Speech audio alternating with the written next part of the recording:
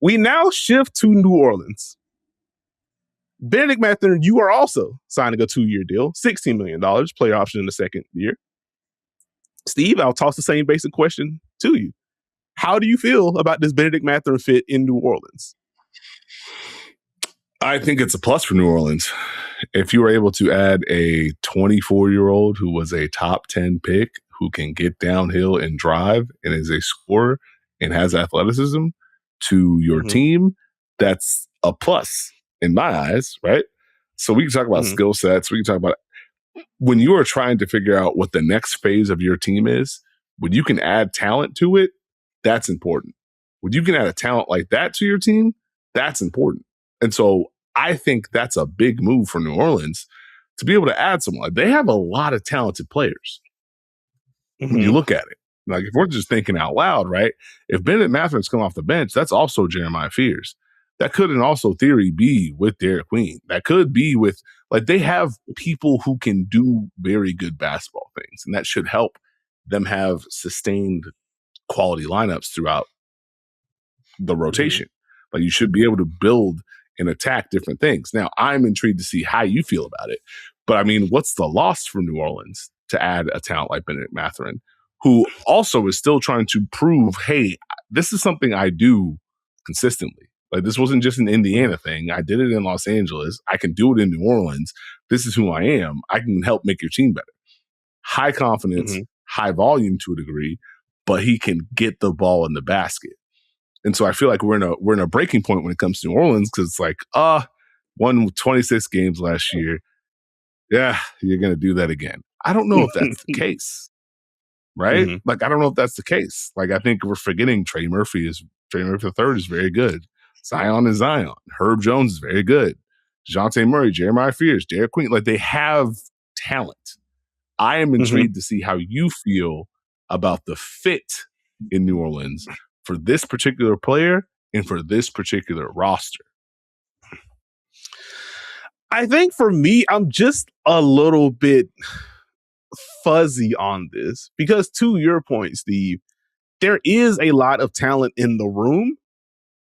I just don't know how synergistic any of this is. And that's like, and maybe I shouldn't have that thought in August. And again, we got preseason, we got regular season, etc. But that's where I'm just like, in a vacuum, okay, a restricted free agent, you are eventually going to be getting him for like $8 million from his talent level, even with the deficiencies that he has. You can take a bet on Bennedict Mathurin at $8 million. Like, you probably should do that. But then I zoom out with the roster, and it's just like, okay, how many of these guys are you playing together, and when are you doing it? And like, the broader question I have about New Orleans, and I've touched on this a little bit, what exactly is this defense going to look like? Forget how good the defense may or may not be. What are y'all trying to do defensively? It's just like a baseline question that I have for New Orleans. And adding Bennedict Mathurin to this mix with a bunch of guards where there may be some defensive question marks for a lot of them, it's just like, I don't know what it means. And so I'm trying to like balance my general New Orleans thoughts right now without having seen them play yet with Bennedict Mathurin in the vacuum. Because part of what makes this Bennedict Mathurin signing good in theory is that it's going to be bang for your buck. He's going to score. He's going to drive. New Orleans was 13th in drives per 100 last year. They may be flirting around the top 10 or inside the top 10 if everyone's relatively healthy. And it's like, okay, this should help the transition attack. This is cool. But it's like, will you get the best version of this Bennedict Mathurin based on the lineups that you may have to toss out based on the talent that you have? Like, one of the foundational questions for New Orleans right now is like, how often are we playing Zion and Derek Queen together? Because offensively, you can use them in a bunch of different ways. Defensively, I don't know how tenable that is. So if you're splitting them up, okay, are we pairing Bennedict Mathurin with Zion? Are their two-player actions just going to be switches? Are you pairing him with Derek Queen so you can unlock some of the cutting and some of the downhill juice? You take some of the playmaking responsibility from Bennedict Mathurin, that would make more sense. But then again, like, who's rounded out around those three? You know what I mean? So, like, I don't know. Like, I guess that's my earnest answer. I don't know how I feel yet because there is so much in flux with this roster. And so I'm not out on it, but it's hard to get much deeper than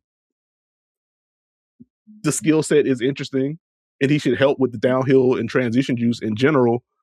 But from a standpoint, I don't know how they are mixing and matching all this together. And it's going to be year one of Jamal Mosley. And as much as I talk about the transition stuff, those Magic teams didn't really run until last year. And the defense took a hit because they were trying to balance that part out. And so now you have this team, in theory, that can fly and transition a little bit. You still have to establish a defense for it to mean anything. And I would imagine you brought Jamal Mosley specifically in to try to build something foundational with the defense. So that's why I'm just like, I don't know what to make of this yet. Well, I would say let go of your priors. Okay. And think about the future.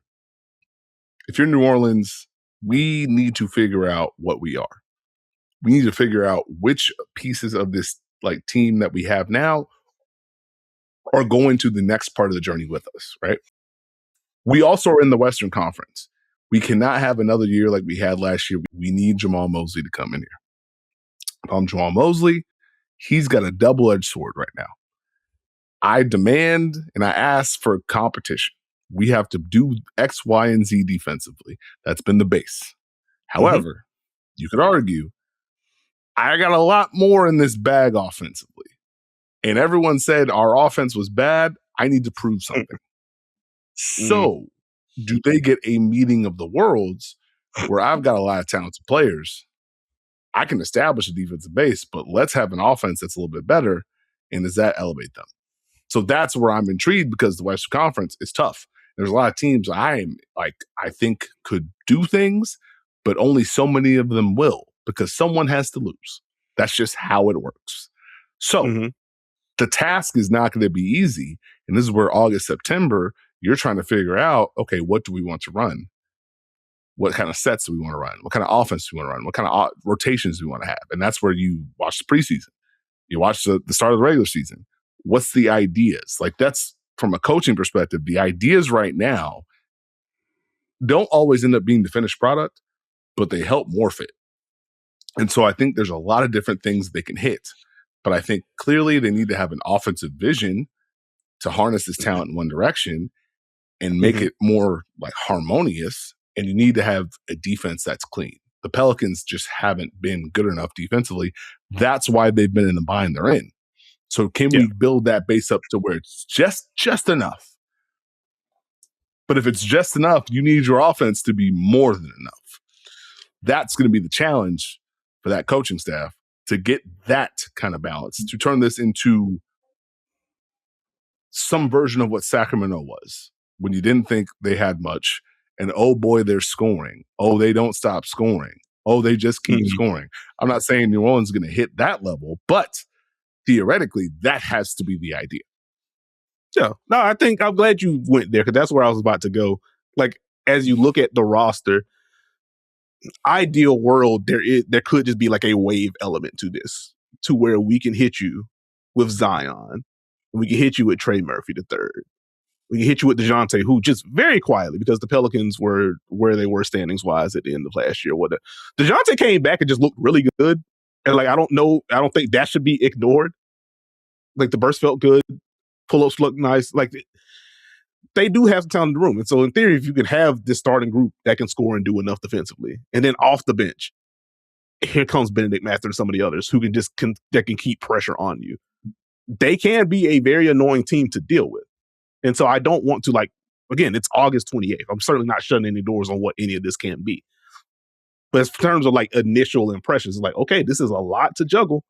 It's not impossible to figure it out, but it's a lot to juggle. And so we'll see. I think in terms of the usage of Bennedict Mathurin, I'm curious to see what the off-ball blend for him is going to be in particular.